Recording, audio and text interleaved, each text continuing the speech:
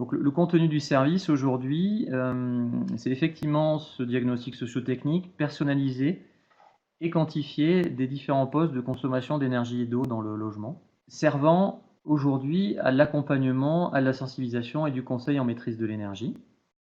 Les prescriptions nous reçoivent sous forme de fiches de liaison par nos différents partenaires et on a toute une structuration en interne, notamment via l'encadrant technique de l'entreprise d'insertion, du lycée énergie, donc, qui est en lien direct avec les prescripteurs et qui coordonne et qui organise le planning d'intervention des conseillers.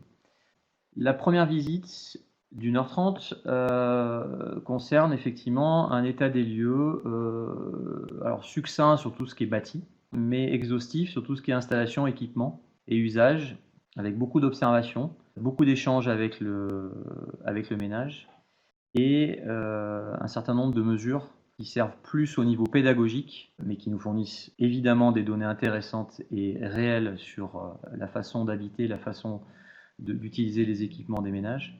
Beaucoup d'échanges sur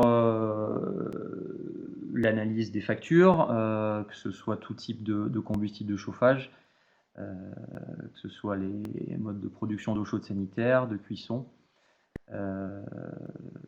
vérification de l'éligibilité aux tarifs sociaux de l'énergie, TPN, TSS, vérification de l'adéquation de l'abonnement avec la consommation.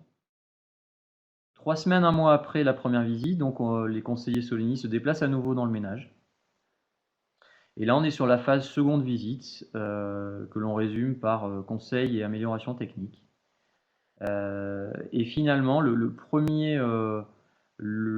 échange que l'on aime bien de faire de manière informelle autour d'un café, d'un verre d'eau, d'un thé chez les ménages, c'est effectivement de se dire, voilà, vous avez accepté notre visite pendant 1h30, on a échangé, on a analysé vos factures, et la valeur ajoutée de notre diagnostic socio-technique, c'est de finalement vous faire une répartition assez simple de toutes les dépenses de fluide que vous avez dans votre logement par usage.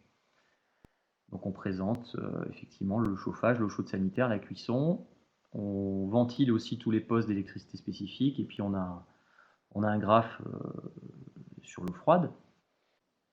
Pour nous, ce livrable qui est le graphe de répartition des consos, je dirais pas que c'est un prétexte, mais c'est qu'un support, entre guillemets, pour derrière apporter une première prise de conscience et pour relativiser parfois certaines idées reçues que le ménage peut avoir sur qu'est-ce qui lui coûte le plus cher dans sa facture énergétique, sa facture de fluide, parce que le poste eau froide ou eau chaude il est important.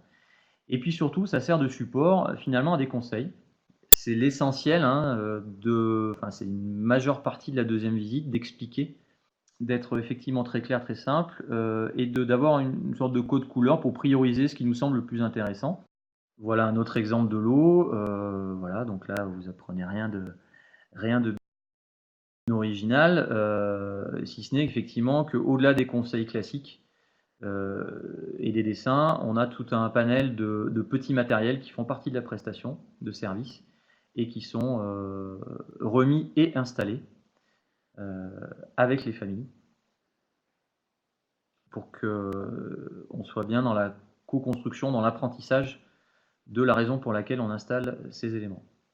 Donc la liste de ces matériels économes, lampe basse consommation, interrupteur, programmateur pour gérer les doubles tarifs électriques, heure creuse, heure pleine, un ensemble de systèmes performants pour tout ce qui est hydroéconomie, donc des mousseurs pour des robinets, des réducteurs de débit dans la douchette, un sablier pour arriver à prendre conscience d'une durée de la douche, un éco-sac pour la chasse d'eau et un flexible de douche. Voilà.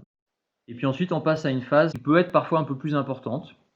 C'est toutes les notions de sensation de paroi froide et de confort hygrothermique. Donc, afin de réduire toutes ces sensations-là pour les ménages bénéficiaires, il y a effectivement un certain nombre d'éléments qui vont être installés si besoin. Donc, si lors de la première visite, les conseillers ont estimé que les joints défectueux, on peut changer les joints, installer des coupes froids sous les portes, installer des réflecteurs de chaleur derrière des radiateurs sur un mur non isolé, régler la température du cumulus électrique, ça c'est un point important. Et ensuite, on est plus sur des cas qui peuvent arriver en maison individuelle, calorifugés des tuyaux d'eau chaude, calorifugé un cumulus électrique. Et finalement, on arrive au bout de la deuxième visite. Et puis du coup, de manière théorique, eh ben, on va pouvoir présenter ce graphe-là, qui n'est pas entre guillemets un engagement formel de notre part, hein, on reste sur des projections théoriques, bien évidemment. Donc voilà, c'est intéressant, c'est effectivement de pouvoir se projeter et de se dire de manière raisonnable, encore une fois, pas forcément très compliquée à mettre en œuvre ou du moins très contraignante par rapport à des changements d'habitude ou des changements d'usage. On va pouvoir se projeter sur des gains théoriques.